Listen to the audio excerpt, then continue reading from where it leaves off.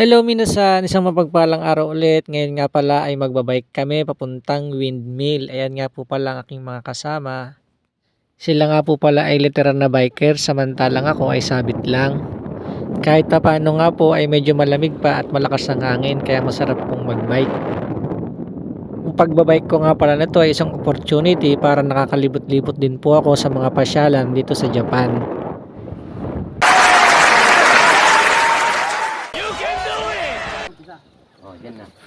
Patag pa nga lang yung dinaanan namin ay hingal na hingal na ako. Kaya naman nung nakita ko yung daan at paakyat, naku po.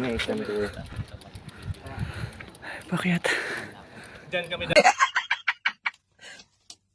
Talo! sorry. Grabe pagod.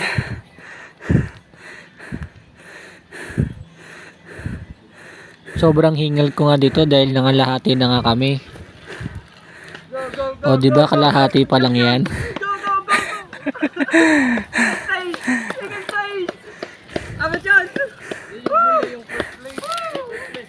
Ganyan nga pala kaganda ang view dito sa bundok. Taas. May papuntang windmill. Ito nga at nagpicture muna ako dito. Pagtapos nga naman mahinga ng 15 minutes, ng bike na ulit kami paakyat.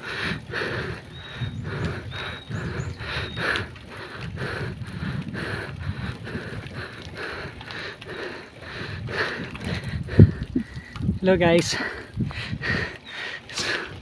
Ayan pala yung bundok na inakit namin. Pupunta kami ngayon sa windmill. Ay nako. Ang dami pang paakyat.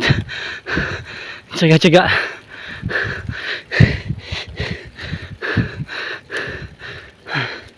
Nakakangawit na.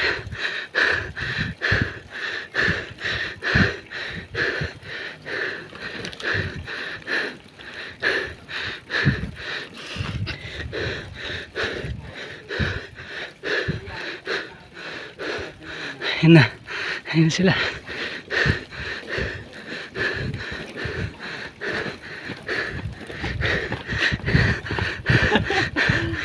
Sulit nga po ang pagod nung nakita ko yung windmill sa malapitan. Eto nga at nag-video muna ako. Mabuti nga pala na hindi sumakit yung binti ko kahit first time kong umakyat ng bundok gamit nga pala yung road bike na nabili ko. Si Santiago nga pala yung kasama ko dito, siya nga pala yung bike ko. Sulit talaga yung pagod nung nakita ko tong windmill na to. Kaya naman maya din nagpunta kami dun sa may batuhan, dun kasi may maganda pang view. At habang namamahinga nga kami dito, sinulit ko na yung pagkakataon na magpicture at mag-video. Ito nga po at ginawa ko na. Pagkatapos nga po dyan, sinabi ng mga senpai ko na may pupuntahan kaming batuhan. Doon nga po pala ay may mas maganda pang view. Ito nga po yung papasok doon sa batuhan na sinasabi nila. Tourist spot nga rin pala to dito. Dahan-dahan nga lang pala ang pagpasok namin dito dahil bangil na nga po pala yung nasa kaliwa ko na yan. At hawak ko po pala ang aking bike pati rin ang aking cellphone. Ayun na nga po ang aking mga senpai, nasa unahan na, ako na lang po ang nahuhuli. Nandito nga po pala kami sa lugar ng Hamamatsu dito sa Japan. Kasama ko nga po pala ang Mamba Bikers. Kaya naman kahit hindi naman bikers ang kuya nyo, ay nakipagsabayan pa din. Medyo nahirapan nga po pala ako sa pagpunta dun sa batuhan kasi nga hawak ko yung cellphone habang nagbibideo, pati na rin yung bike ko, bitbit ko din. Pero kahit ganun, sulit na sulit naman nung pagpunta namin sa taas. Kita nyo naman yung daan. Yeah, boy. Pagkatapos ka ng mahabang lakaran, ipinark na namin yung bike at ito na nga po pala yung lugar na aming pinuntahan dito po sa batuhan.